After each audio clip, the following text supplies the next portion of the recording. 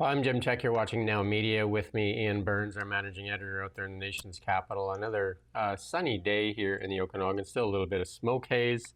Somber day for sure for a couple of reasons. The shot heard around the world. And why is free speech so important? CBC has Carney's list. The temporary foreign worker program cheats our youth out of opportunities. Peak oil, hold on, not so fast. And can the Liberals spend less? 9/11 overshadowed, and more voices join call for bail reform here in Canada. All that and a lot more on the really big show. But you know, the story that is consuming all media outlets across North America for sure, and I imagine in the world. I haven't looked at a lot of the international stuff. I'm sure Ian has, but. Canadian leaders coming out condemning the murder of Charlie Kirk too. You know, he's the guy that traveled around to college campuses and dialogued with youth on ideas. He was a master debater. He only had a high school education though. And he also started Turning Point USA and also had the favor of Trump there. You can see Charlie Kirk as one of the most powerful voices on the American political scene. This is from Brian Lilly. And the sad thing is that he had two young children, 31 years old. And basically his family gets to watch his assassination over and over and over again on the internet. Like you and I talked before we're going online here, that these people will never be able to go on the internet again without seeing this. And the same thing goes for that young lady the other day that was executed on the subway. Multiple angles. Dark day for democracy, both of those, and freedom and safety and all those things. There is an update. They have a person of interest here. Do you have that not that one, the one above that Ian showed that there was a person of interest. But we can play that clip there where they're talking about it first if we want, while you're trying to find that link for the person of interest they identified. What are we doing first? The person of interest or the clip from... Okay, so we're going to put that, they have identified a person of interest.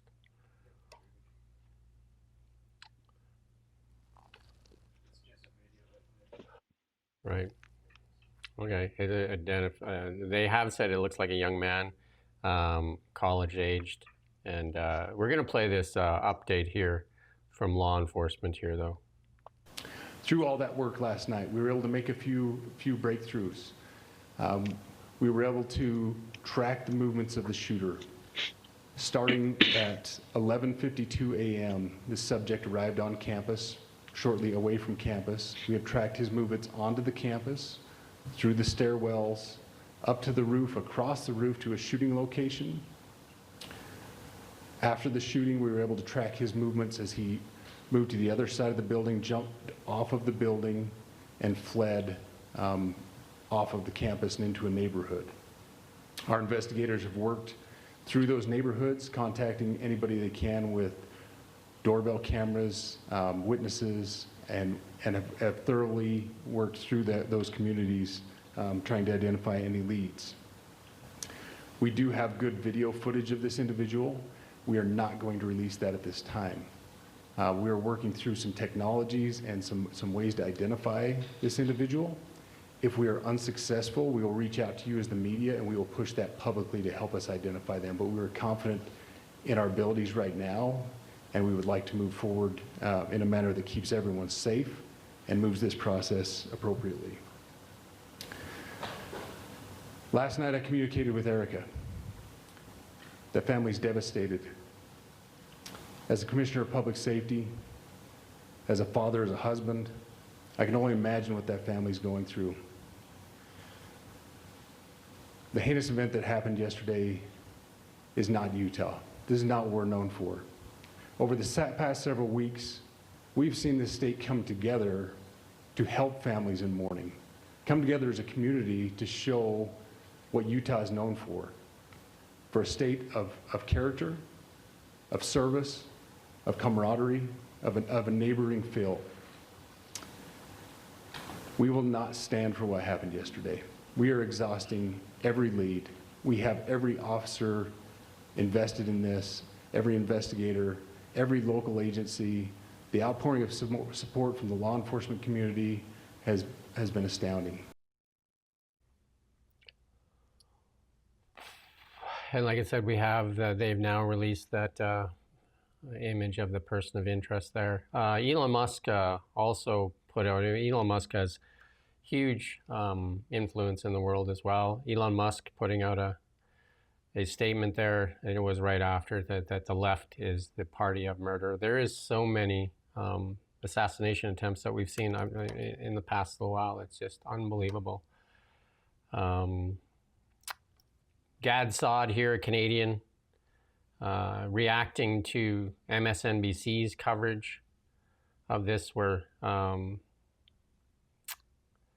one of the commenters, he's been now fired for his comments as well, for what he said right after the event. He's been terminated by MSNBC. They first came out and apologized, and then shortly after that, they terminated his employment with them.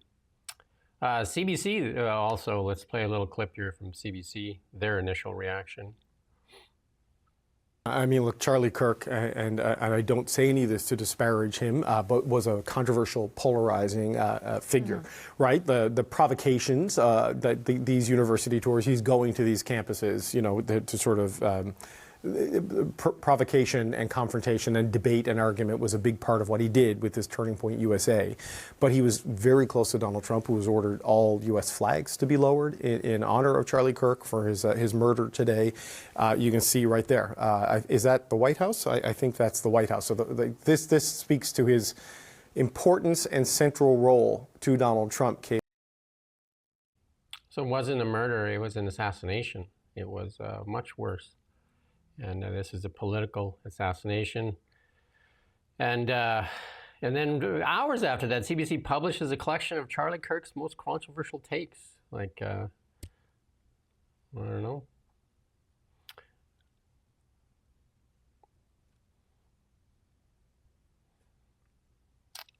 From our friends at the CBC. President Trump has ordered the flags in federal buildings and that to be lowered to half-mast. He made a big statement last night too. We won't play that clip though. But I mean, it's the ones that are more troubling is the people coming out and celebrating this. And it was Holly Dones that kind of like her tweet that alerted me to this, and that this is, you know, Rachel Gilmore. Remember, she was CTV had hired her at one point to be a fact checker. I believe she worked at Global for a while, and she was. And then, you know, that was a funny one.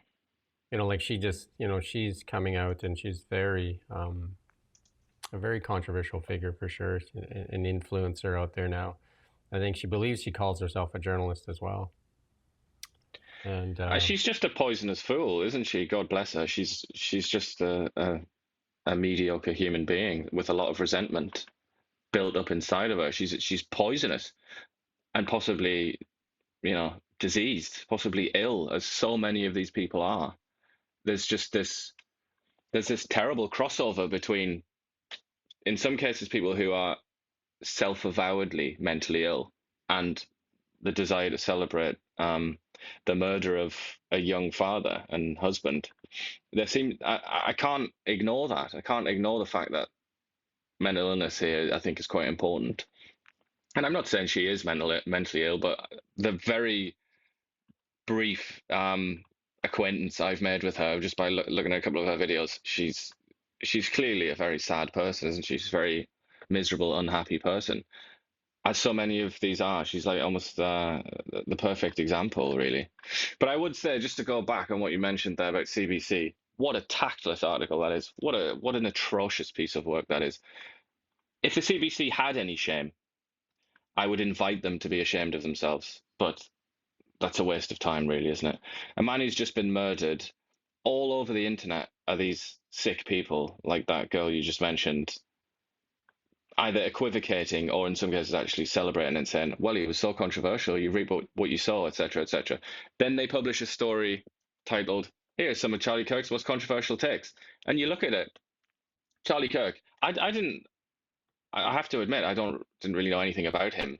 I was aware of him like on the periphery of the sort of internet ideological debate sphere, whatever you want to say. But what I did know about Charlie Kirk is that he was pretty middle of the road. He was kind of just like he's like Paul Ryan for the 2020s. You know, he's pretty harmless, or was pretty harmless. And then sure enough, you click in this link, and it's one of the most controversial takes he came out with is that he didn't like the word empathy. All right. Well, I mean, is that controversial? Is that controversial to anybody listening to this? What the hell? Also, that he agrees that the Second Amendment, he agrees with the philosophical justification from the founding fathers of the United States of the Second Amendment, which is that, yeah, it might be a bit dangerous, but it's worth it to preserve freedom. That some people might die because everyone has guns or has the ability to get guns. However, it's worth it because it preserves freedom. It helps the people resist tyranny. That's the argument of the founding fathers. Charlie Kirk just regurgitated that in a sort of modern way. That's controversial. He called COVID-19 the Chinese virus.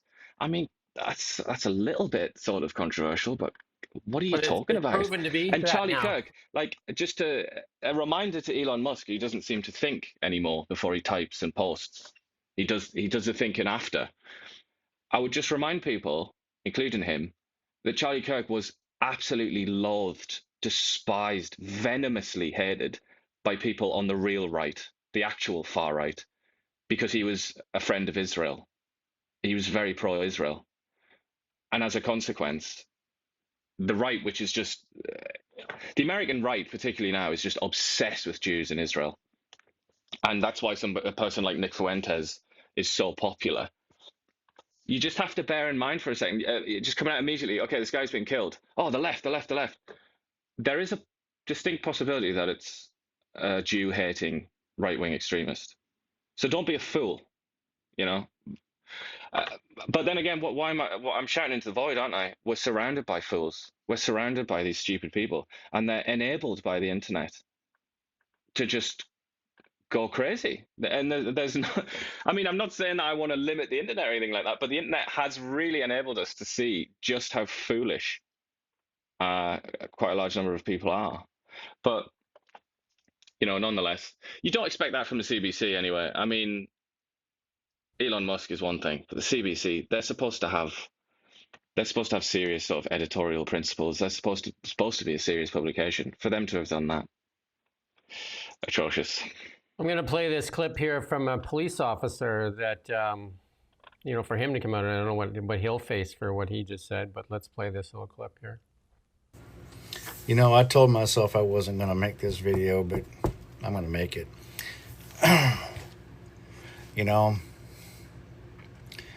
when Joe Biden was falling upstairs and falling downstairs and falling off of his bike and crapping his pants in public, in front of the Pope, no less, sure, we poked a little bit of fun at him because it was embarrassing for us as a country. And then when he was diagnosed with cancer,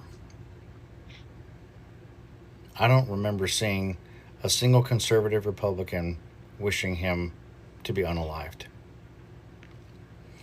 But yet, you fucking liberals try to assassinate our president when he was running for office again.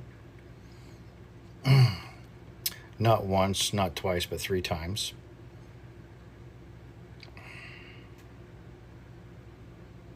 And then you go after and assassinate this young man with a wife and 2 children simply because of his values and his religious beliefs. And also the fact that he was a shit-hot debater and you really stood no chance if you were on the opposing side with him.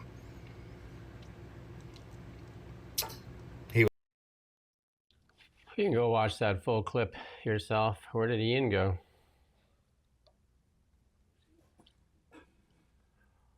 Was he there still? Ian, are you still there? And then there's this clip here from, let's see if we can get Ian back here.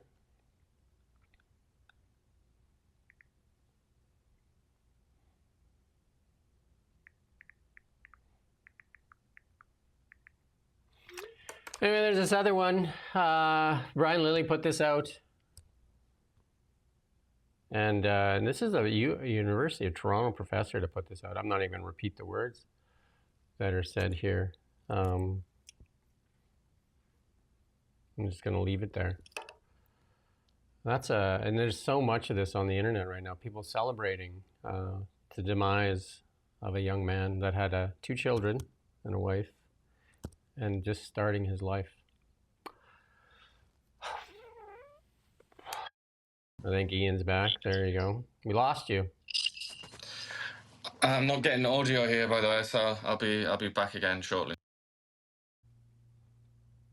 We're having a little bit of technical difficulties there with Ian's connection, but we're going to move on to Mark. Well, maybe we'll just hang on a sec. How about now? All right, this should work. How's that? Can you hear me? I can hear you. Goddamn Bill Gates at it again. Anyway, I was just putting up this last thing here from Brian Lilly put this up from the Toronto Star, and it's a U of T professor. How can they say these things? Like, it's just unbelievable. And there's so much of this on the internet, and there's even stuff on the internet about that young lady that was murdered on the subway there, about how, like, it was justified.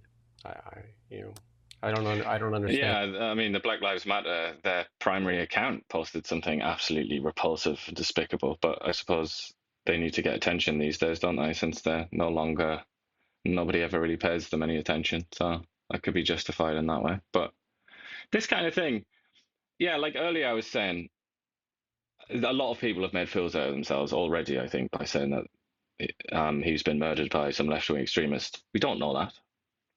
We really don't know that. And that is, hold your fire on that one before you look like a clown. But what we do know is that an awful lot of people who you would call part of the left have reacted like this wretched person. And that is disgraceful by itself, really, isn't it? To celebrate somebody's murder in that way. But not just to celebrate, I mean, like I said earlier, there's a lot of moral equivocation. There's an awful lot of, about the Second Amendment. He made a point about the Second Amendment. So I'm sorry, I'm not speaking ill of the dead here, but I'm just saying it's such a boring point, such a harmless, boring point about the Second Amendment that people have been making since before the Second Amendment was even written. Almost that exact point. And people keep posting that and saying, oh, well, he deserves to die. And then everyone's celebrating that. I almost feel it's like one of those things where I almost feel like some things are too complicated, too subtle, and too nuanced for the average moron to understand. So it's almost like, do we have to go back to having these conversations behind closed doors about serious sort of philosophical points because there are so many people out there who are too stupid to understand it? Because it almost does feel like that. And he also, another thing that the CBC highlighted, he spoke out in opposition of the Civil Rights Act from the 1960s and Martin Luther King as well. None of this should surprise anybody that's ever read a book. It shouldn't surprise you. There's lots of opposition to the Civil Rights Act, and it persists today. It's not that controversial. It's not that special. And yet that's kind of, in his case, because obviously he had read a few books in his life, I assume. He knew about that criticism. He voiced it occasionally. And then now it's being put on the internet. People saying, oh, well, he was a racist then. He deserves to die. Because he was a critic of the Civil Rights Act, which was an enormous piece of legislation. It wasn't just like racism is bad, the legislation. It's much more complex than that. But I almost feel like people just aren't capable of, they're not capable of understanding that. It seems we've democratized political and philosophical debate to such an extent that we've invited the stupidest people in the class to come in and talk about things that they couldn't possibly understand. And then they get angry about it. And then they start celebrating somebody's death and saying, oh, well, he said this thing that I don't understand. So it's a little bit worrying, especially as well here. We've got Dr. Ruth Marshall, a professor. who obviously also can't understand these concepts. A professor at Canada's best university. I mean, that is another level of embarrassment, really, isn't it? What I don't understand is a lot of the left-leaning media, especially in the United States, has really come out in a despicable way. That and I understood, and when I was part of that, the liberal left, I believe, and then defenders of democracy. Actually, this guy's his guilt is freedom of speech. That he'd go to universities and dialogue with people. That's his guilt. That he deserved to die for having to want to uphold the ability to have freedom of speech. Well, he wasn't like abrasive or aggressive or anything either. He was actually a very personable chap. He wanted to dialogue. Yeah. He was everything that you would expect of a nerdy Republican Party Christian type person. Very, very polite, well-mannered. His whole purpose, he said, I mean, I don't know what other people would say about him, but he said of himself that his entire purpose was to create a dialogue between people who are political opponents so that they don't kill each other, so that they could speak rather than kill each other. Everybody that's celebrating. It's quite tragic that he's the one that's then, killed, this person that preached dialogue. And ultimately, if you want to phrase it another way, it's somebody that preached peace. Everybody that celebrates the death of a young man that had 2 children, they should have to sit in the room and explain to the children why their father was assassinated because he believed in the freedom of speech and real democracy. Well, the defenders of democracy use this type of language. This is a teacher or a professor at a University of Toronto speaking to our youth. How can the University of Toronto continue to employ a person that is saying these things about the murder, assassination of somebody? I just don't understand how this happens in Canada. And we also saw this, didn't we, after Donald Trump was shot? We saw lots of people coming out, including at UBC, there was one, wasn't there, if I'm not wrong, who was an academic there. I mean, academics, anybody that has friends that are academics or knows academics knows that a lot of them are actually very stupid, despite putting doctor in front of their name on social media and spending their entire lives in education. Some of them aren't very bright at all. And the sad thing is that they have this is kind of one of the reasons why I mock this whole expert thing, because I know experts. I've spent my whole life surrounded by experts. A lot of my friends are experts, and I know that they're stupid in many cases. I know what their flaws are. The idea that we should venerate these people and pretend that they're like, saints or something, or wise wizards that understand how the world works, it's stupid. And this woman is obviously just, I would argue, based on the evidence before me, is a bit of a dim person. She's a bit stupid, but she's at the University of Toronto, has doctor in front of her name, and therefore we have headlines. It's kind of because that is a position of responsibility. I just feel like sometimes maybe we should take it with a pinch of salt if somebody has doctor in front of their title. Doesn't mean that they're better than you or that they know more than you necessarily. They might very well be quite stupid, as in this case. What kind of parent continues to send them children to the University of Toronto if this is what they're teaching there, that we celebrate the death of anybody, especially a father of 2 children? These children now get to watch their father being executed for the rest of their lives. Sad. Absolutely abysmal. And they're just tiny, aren't they? They're only toddlers. It's terrible.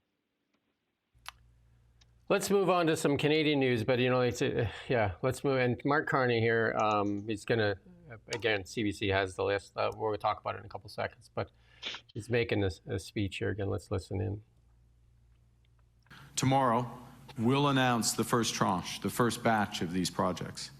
Projects that will increase Canada's independence, boost our economy, align with the interests of Indigenous peoples, and advance our climate goals. Canada's new government recognizes that addressing climate change isn't just a moral duty that we have to our kids and grandkids. It is that moral duty. But it's also an economic imperative for the competitiveness of our businesses and the workers they employ. And so to those ends, this fall, we will release a new climate competitiveness strategy that focuses on results over objectives and investments over prohibitions. Third, we will remain relentlessly focused on bringing down costs for Canadians, building on the elimination of the consumer carbon tax, building on that middle-class tax cut.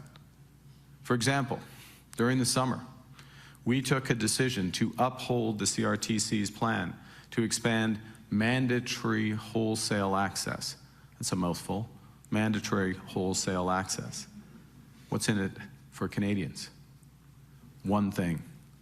It will reduce broadband costs for Canadian families. That's why this government took that decision, because we are relentlessly focused on Canadian affordability. I'm glad that we're going to have Wi-Fi that anybody could get for $100 from Starlink in 5 minutes. Yeah. But there's no patronage if that happens, is there? It's just a contract between a private company and a private citizen. You don't have the nice middleman in there. Well, he said he's going to eliminate prohibitions. Is that prohibitions still C-48, C-69? Are those the prohibitions we're going to eliminate? Doesn't sound like it. Pierre Poilievre has a reaction tweet here. But it's the National Post. Carney says he understands the frustrations of pro-independence Albertans, and I would venture a guess that he had that meeting with Daniel Smith. We haven't heard much of that yet.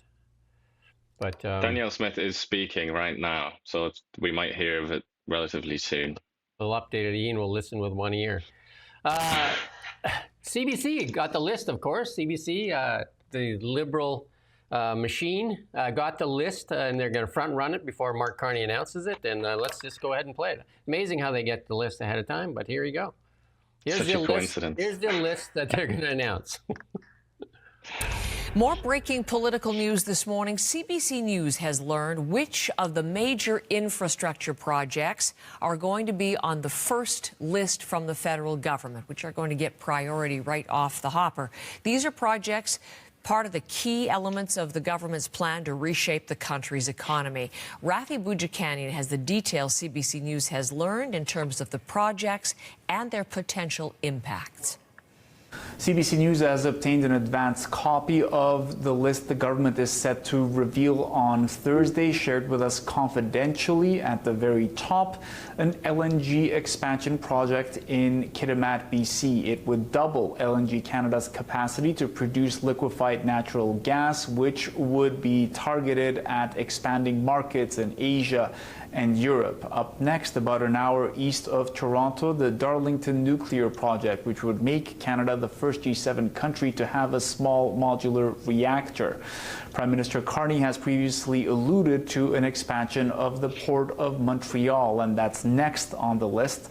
Rounding it out are projects for mine expansions in Saskatchewan and northwestern British Columbia.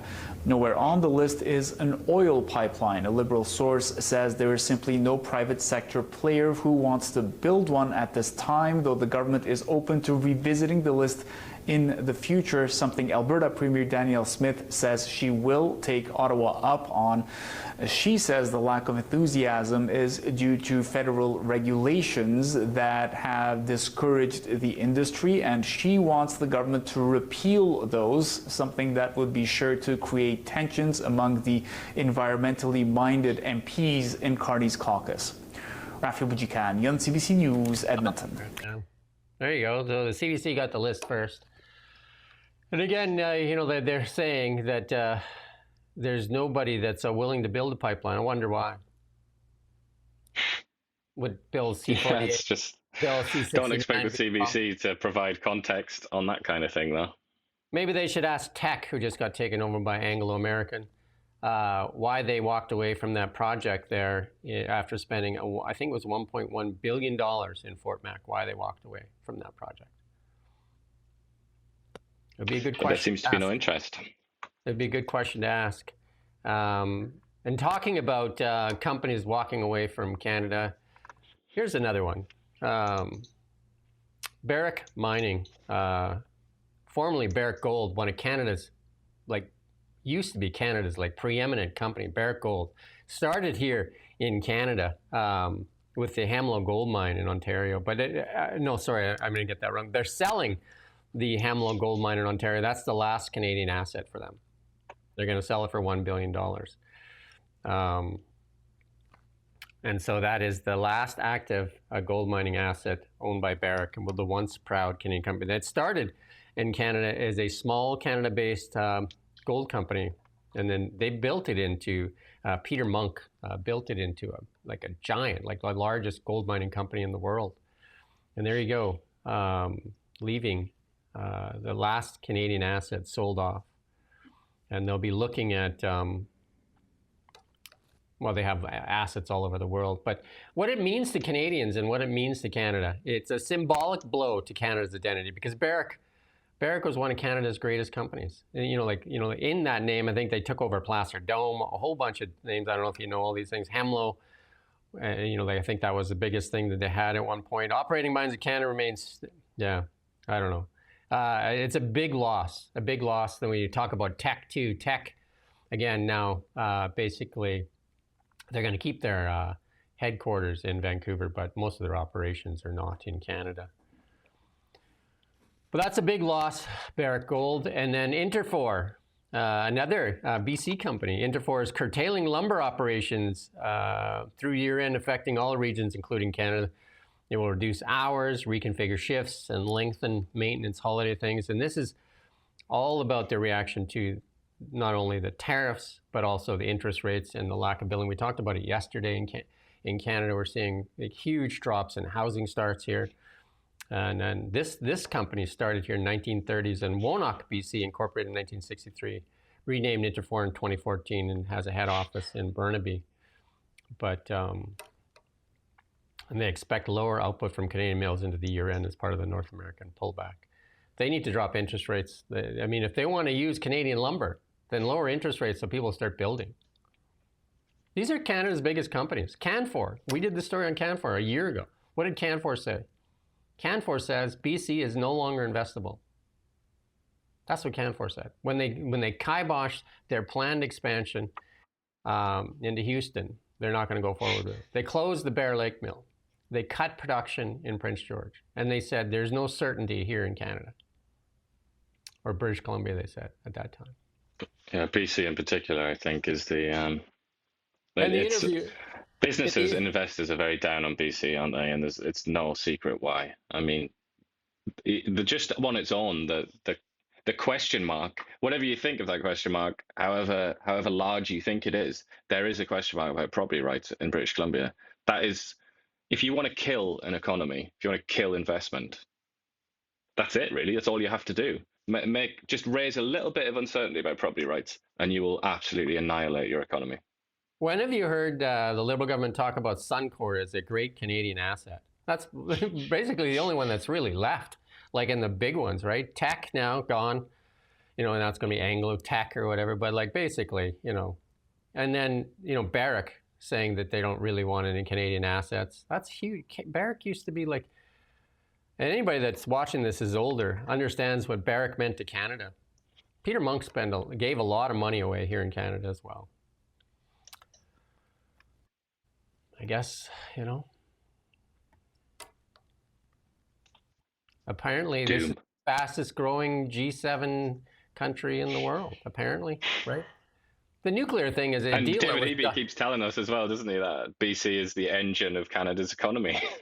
And the nuclear deal, they're talking about, that small modular reactor, has been a deal that's been going on forever, right? You're announcing it as a deal. That thing is supposed to come into fruition, I think, in a couple of years. But I mean, there is other countries in the world, like China's got a ton of these small modular reactors, right? But it's kind of like an untested technology. I mean, they talk about it a lot because you're supposed to get it out there a lot.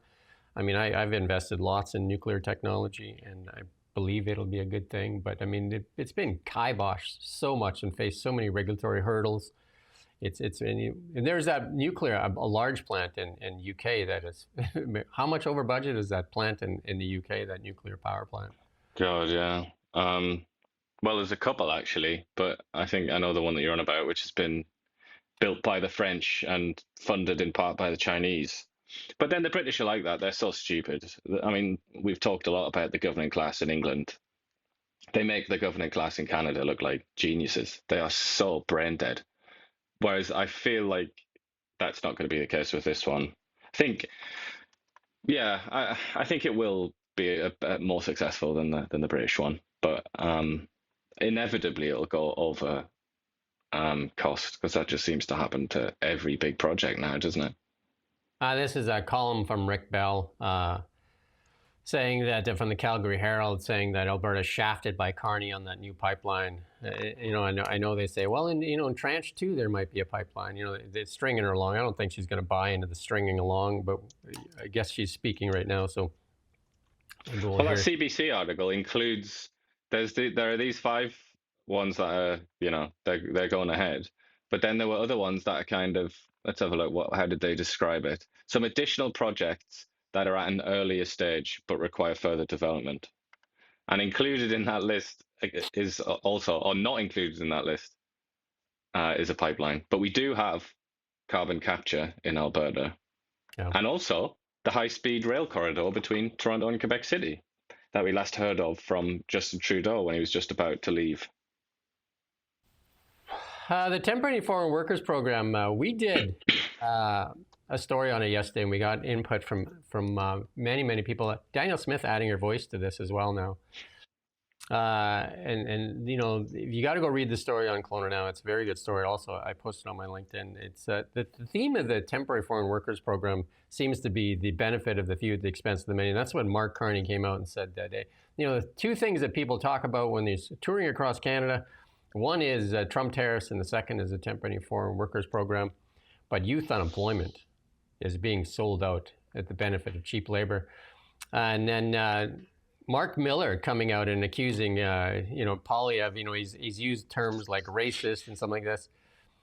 And the one that's David Eby's been pointing out, though, is like these restaurants like Boston Pizza and Starbucks hiring temporary foreign workers instead of employing our youth.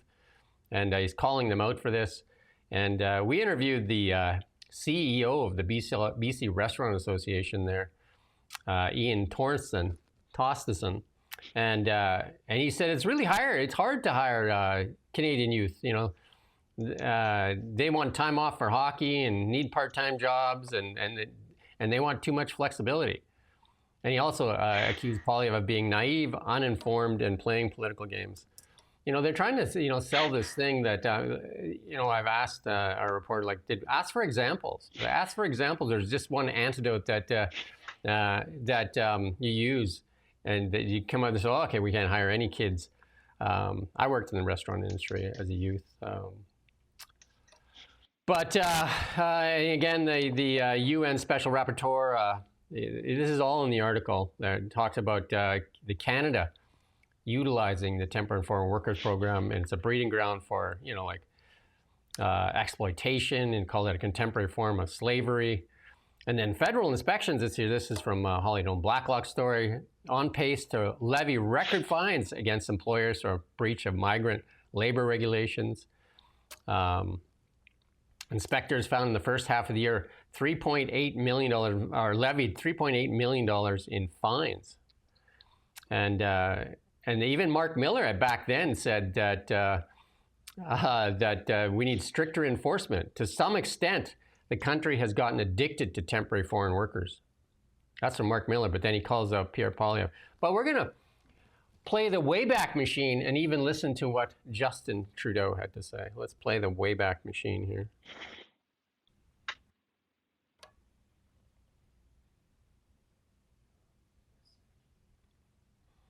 We're going to try and play the Wayback Machine. And this has got to be in the context, absolutely, of Mark Miller, who is Justin Trudeau's best mate, and also, who was the immigration minister, Mark Miller, under Justin Trudeau. Right. And he's just come out and it's a dog whistle, isn't it? We love that term. He's tried to basically imply that Poilievre has got something against immigrants, said that's anti-immigrant sentiment. Go ahead and play it.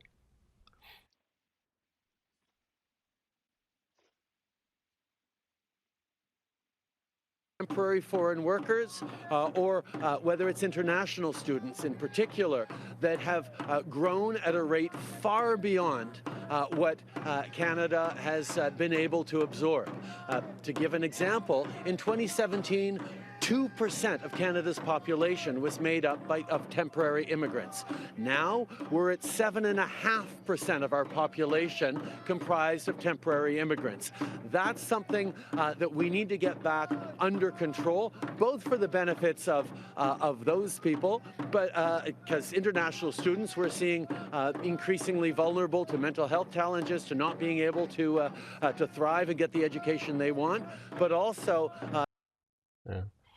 unemployment rates in Canada, in 20% and higher in some areas of Canada. In BC, it's 16.6 in May. And then, you know, the restaurant workers. I mean, this is not high-skilled jobs, the restaurant industry.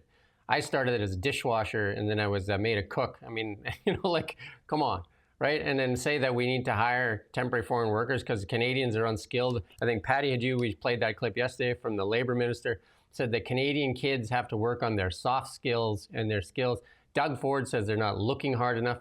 How is it that we can employ temporary foreign workers in the restaurant industry and we can't employ our youth? It's a real shambles, isn't it? But I just want to focus on Mark Miller because I feel like people like that, not only is he so out of date, but it's so counterproductive as well, isn't it? To come out and say any discussion of this is somehow dirty, isn't it? It's somehow unpleasant and gross. Bearing in mind, if we kept listening to Justin Trudeau there, Mark Miller's master and friend, he went on to say, we've been taking in immigrants, and this is a quote, at a rate far beyond what Canada has been able to absorb. And he goes on to say, that's caused so much pressure in our communities. And he even said, immigrants are driving down wages, and it was crucial to get it under control. This was in April of 2024. I mean, how is it anti-immigrant sentiment when Pierre Poilievre comes out and says, exactly, I feel really bad for these immigrants. They're being abused. It's a humanitarian catastrophe. We've got to help. We've got to improve the situation, and then we'll also help our own youth. Pierre Poilievre says that. Pierre Poilievre married to an immigrant, a refugee, by the way. I mean, shouldn't have to say that, but he is. That's anti-immigrant sentiment. But when Justin Trudeau says that, immigrants are driving down wages and they've overwhelmed Canada and its services, that's not anti-immigrant sentiment. Can Mark Miller explain that, please? I'd be very interested to have his insight there. Where is the Canadian media on this? Where is the Canadian media on this? Because Mark Carney gets to stand there and say that Canadians are concerned about two things. And then if the people watching right now, Canadians are concerned about two things: tariffs, and that we continue to keep the temporary foreign workers program. I don't know who you're talking to, because it sure isn't the unemployed people. It sure isn't. We're talking to people like that at BC Restaurants BC who say, "Oh, the Canadians, like, they need to go to hockey and stuff like that. Like, nah, they're crap. We can't use them. They're not reliable enough. We need to get in foreigners who owe their presence in Canada to us and this job that we can give to them." But this is like, as I've said a million times, this has been going on for centuries. These big magnates, the big sort of money men and the business people, have always been in the ear of the leader of a country saying things like this. I need cheaper labor. I need either these people to be moved internally in the country, or I need these people from overseas to come and work in my factories or on my fields or whatever. Mark Carney is just the latest leader in the long line to go along with that. Although he likes to present himself as some kind of, liberal wizard that is sort of a moral genius. It's a well-done article on Kelowna Now. Go read it, share it. You can also find it on my LinkedIn, the link there. Go share it, because this story needs to get out there, because they get away with it. They get away by saying, our Canadian kids, Patty Hajdu, the Labour Minister, she's so out of touch. Even remember her Air Canada comments, she was going to launch an investigation to find out if Air Canada employees, flight attendants, were actually unpaid during their shift, when it was a well-known fact that it's an industry and well-known fact. And she could have just phoned the CEO, but she was going to launch an investigation. How can she be the Labour Minister and make these comments about Canadian youth, one, and unemployment numbers in the 20%? You know what happens when you have unemployed youth and no money? This is where you get Nepal-type situations where youth get restless and they want opportunity. There's no housing here in Canada. We're basically stealing from our youth so that we can import cheaper labor. And who benefits from this? Again, the Liberal policies are the benefit of the few at the expense of the many. And it's at the expense of our youth right now. But we're stealing from ourselves as well because they're the future of this country, and we're taking away that their ability to learn and grow. So what does that mean in the future? Presumably, we're going to experience a downgrade in what our people are capable of because of this screw up. Wow. And then, I mean, it's beyond that as well. I think we're kind of stealing from ourselves in that we're sort of destroying the reputation of the institutions that have made this country great in the first place. And that includes the economic institutions. Because like you say, they can't get a house, they can't get a job, they can't pay off their debts, they can't do anything. So why would they have any faith in the institutions? For example, the free market or democracy, that thing that we're told all the time that the Liberal Party loves. Why would you have even a tiny bit of interest or respect for democracy when it's brought you to this? If you're a kid that can't get a job, what use is democracy to somebody like that? I mean, I think what the Liberal government, because they're the ruling government, I'm not just picking on Liberals, they're the ruling government. They need to get a phone, they need to get a telephone, and they need to call some of these companies. Like, call up Barrick right now. Why are you leaving? Why? You're one of Canada's greatest companies. Why are you leaving? Why? That's a good question, isn't it? I mean, for all we know, they might have had that conversation, but off the record. But yeah, you'd think that they would make more fuss about it anyway. Why is it? Call Brookfield for that matter. Ask Mark Carney himself. Why did you leave? Yeah, we've got a connection, haven't we? We've got someone that has contacts. Why are all your investments in the United States? Why? And then you tell the Canadian public that Canadians want. Why not say major corporations want cheap labor? Say it that way. Be honest. Yeah, it's not like mom and pops, is it, who are crying out for these people? But like, it's a Canadian business people. It's like, kind of, yeah, but you need to specify a bit more there. And then they also say that nobody wants oil, and they need to get a Bloomberg subscription because here it is, the myth of peak fossil fuel demand is crumbling. Because turns out in this modern world, energy is everything. It's odd though. How many times have we been told that peak oil is coming? It's just around the corner, guys. Yeah. It's like, it reminds me a little bit of when you read things, cults and things that would emerge in the Middle Ages in Europe. It was like they'd say, Jesus is coming next year, guys. I promise you, the Messiah is coming next year. It feels like that. It has a religious cult-like quality where it's this peak oil nonsense. And they get their little graphs out and they say, look, peak oil. And then sure enough, it's revised again and again and again. It's funny because they step to the podium, they talk about carbon capture, got to do this, got to do that. And then at the same time, when they're out in Newfoundland there, they celebrate oil drilling out in the offshore drilling, right? It's like comedy at best, right? Because they know they can't stop some of those projects, but yeah. And this has got put in the wrong place, but the Alberta Premier is calling for the foreign worker program to be repealed and replaced, right? And she has like almost 200,000 non-permanent residents with a work permit in Alberta right now. Well, Alberta's unemployment rate is over 10% now? It's pretty high anyway, isn't it? So yeah, makes sense. Holly Doan's Blacklocks, we use her stories a lot, and it's great. She does great work. And she had a good tweet. I retweeted this for her because imagine if some of our Canadian media spent as much time filing access of information requests as they are obsessing over Ben Mulroney. I mean, the Canadian media just like losing their minds over Ben Mulroney right now. And there's something wrong with the parliamentary gallery, something wrong with CBC, and this mainstream media that is living off the government subsidies and handouts. And the Liberals know it, that they have them. They have them where they want them because the Liberal government is the only one that will continue to fund them. The Conservatives said they will defund them. So they know that they have their best ally, and we don't have an alternative other than us. There is no Fox News, and we don't have the budget of Fox News. And they took away our audience as well with Bill C-18. We took away our audience of 200,000. And they continue to say they support democracy while at the same time they suppress it.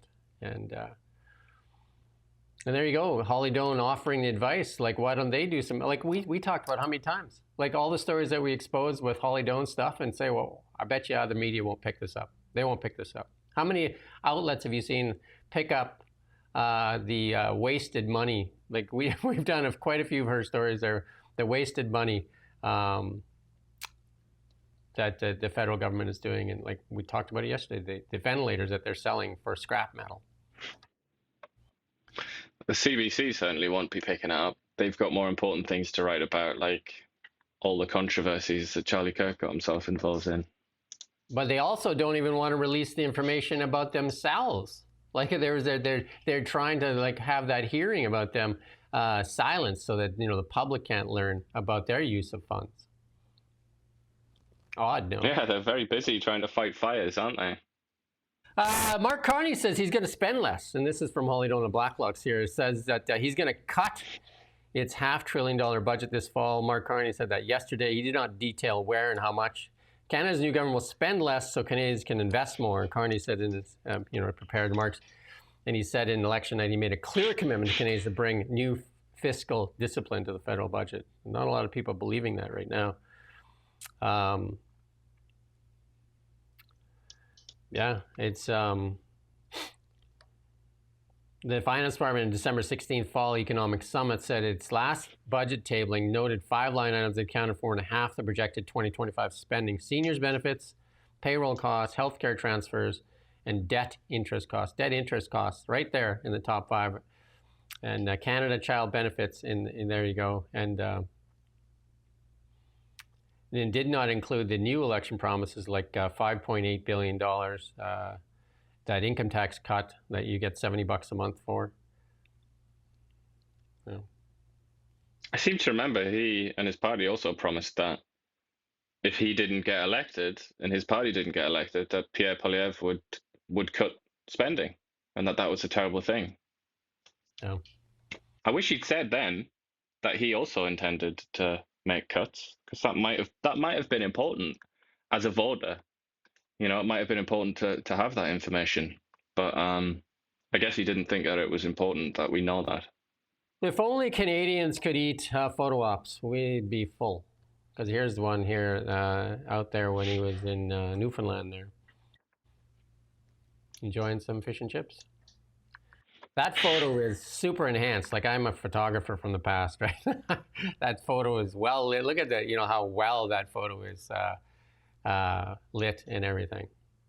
It's a bit oversaturated. They look quite pink, don't they? I think they need to chill out the saturation. HDR at best, right? Just like it's clownish. It's absolutely clownish, right?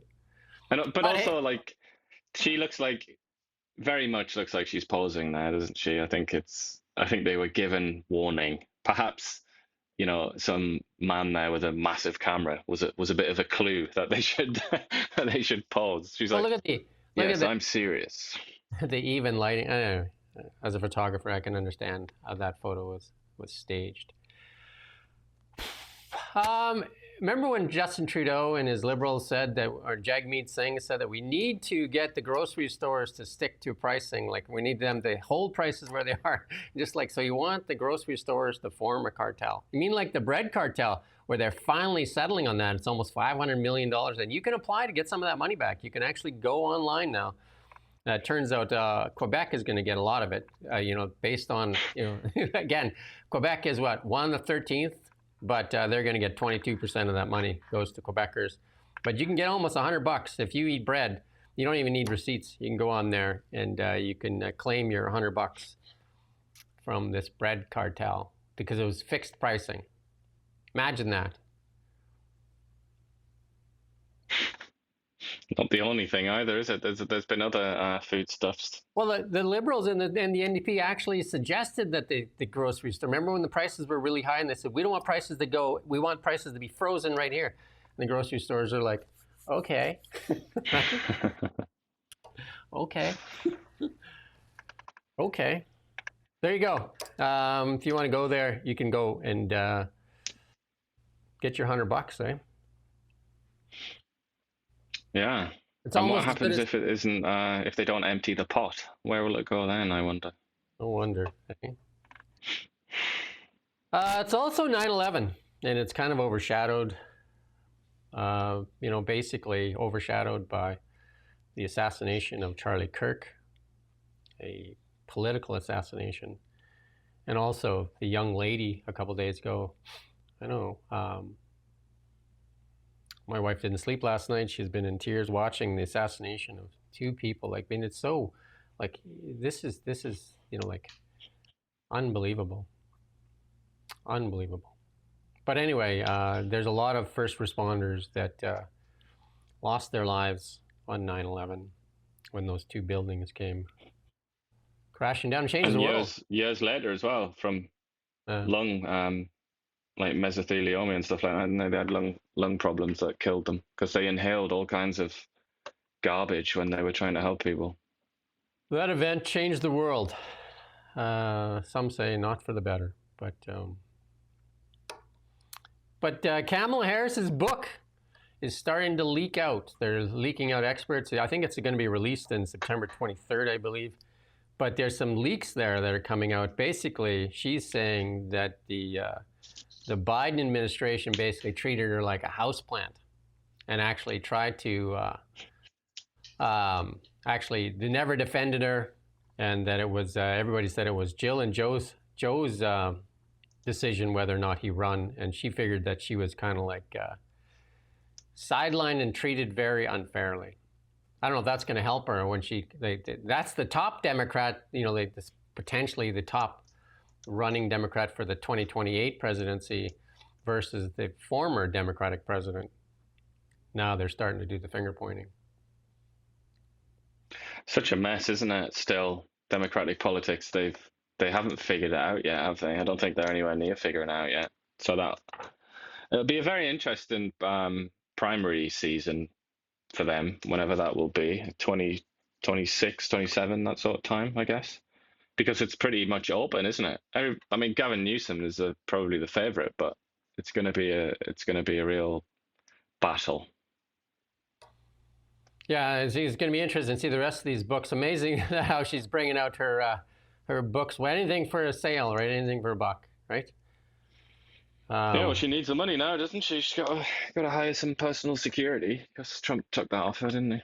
Although that was kind of but it's supposed to be reported in quite a dishonest way because it was gonna expire anyway, wasn't it? Biden had extended it, but he had extended. She shouldn't have had it in the first place. At this point, yeah. But she is going to need private security, though. That's for sure. With if she's going on a tour of some kind. Although I imagine her tour will consist of, the usual ABC, MSNBC, the studios. He's coming to Toronto. Didn't you get your ticket? I think it's in November.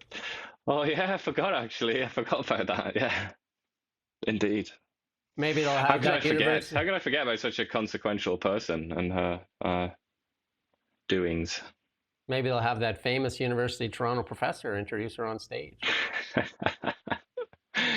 Good chance that she'll be there. I Googled her earlier on, and it turns out that she's a political science professor, so almost certainly she'll be interested. Looks like Keir Starmer's at work there. He fired Britain's ambassador to the U.S. over his links to Jeffrey Epstein. So U.S.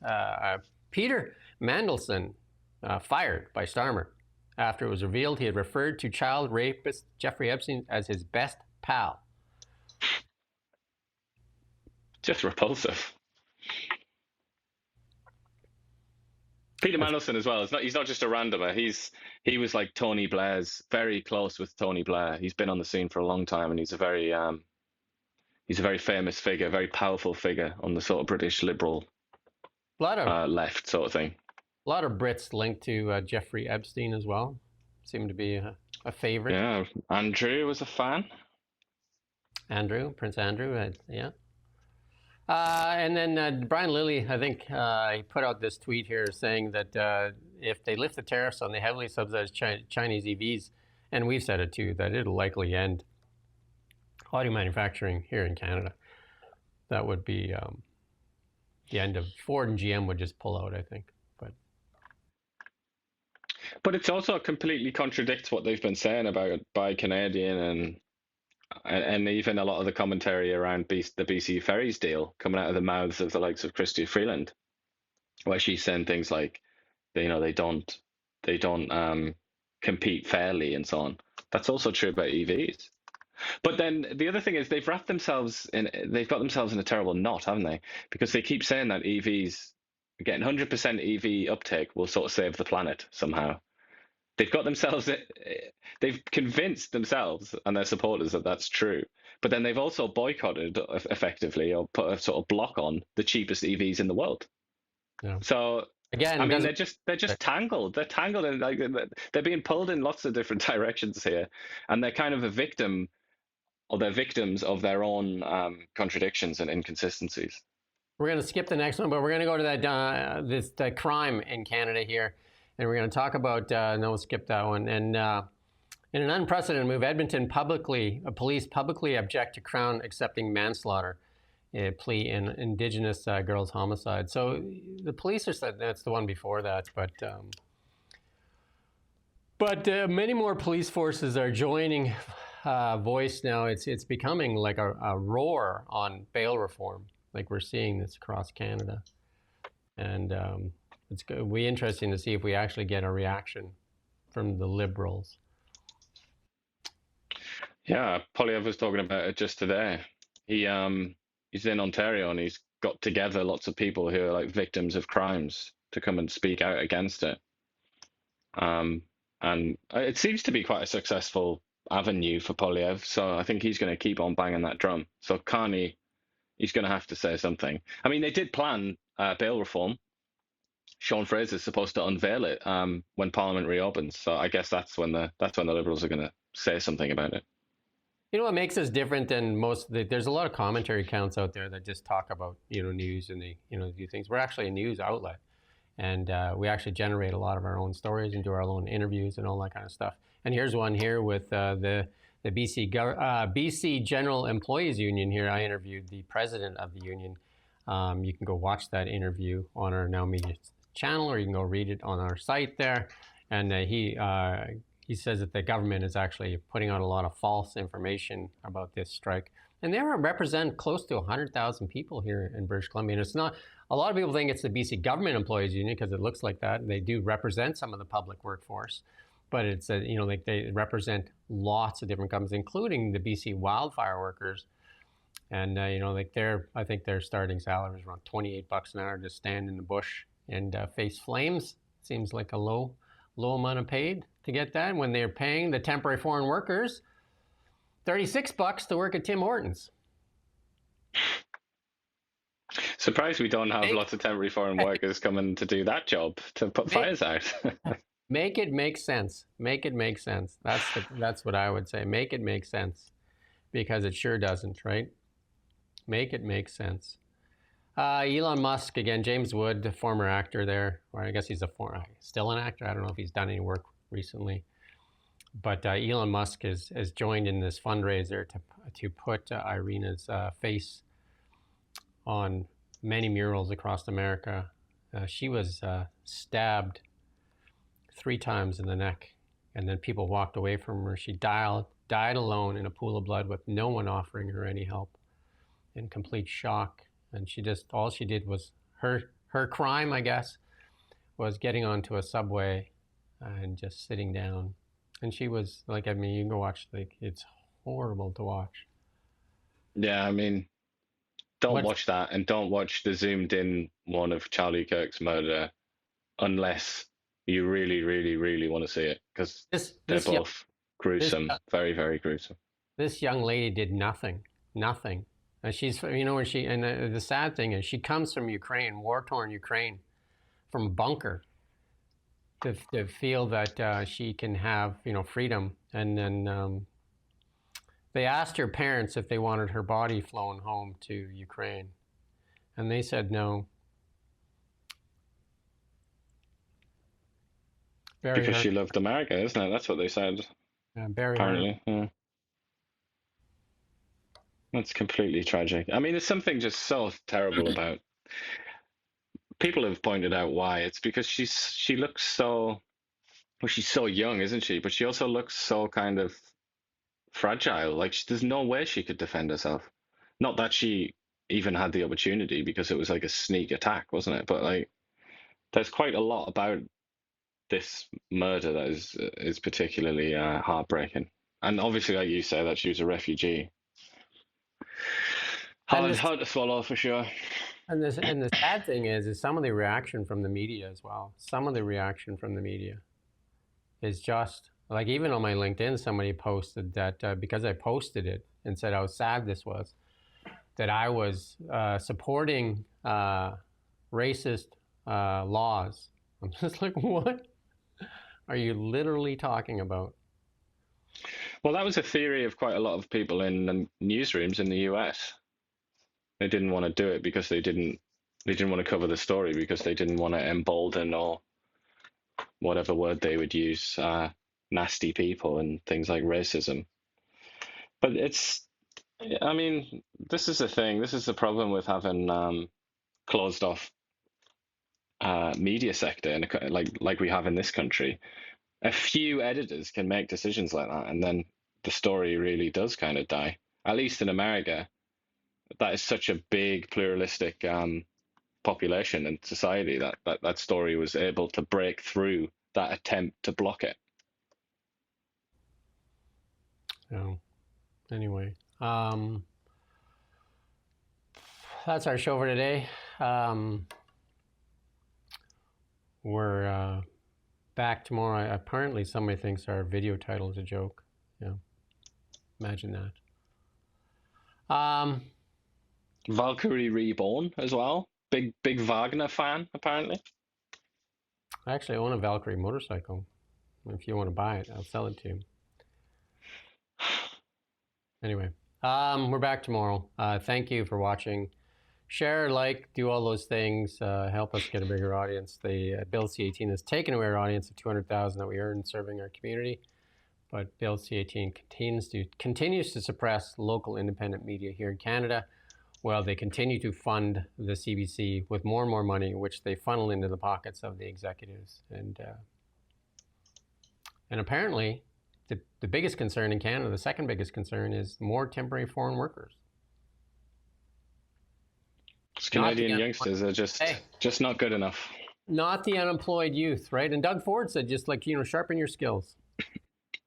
Okay, Doug. Thanks, Doug. Well, he said, it might not be the job that you want, might be in fast food, but you'll get there, you'll get started. It's like a lot of this conversation is specifically about fast food, but exactly, Doug. Over his head. Exactly, Doug. Why don't you offer the youth the $36 an hour for these jobs, right? Apparently.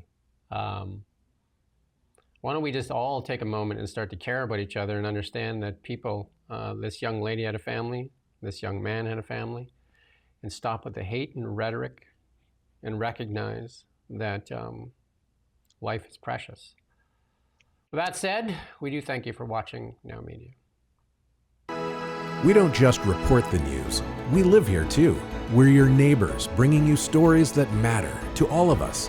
No government funding, no outside influence. Kelowna Now, local, independent.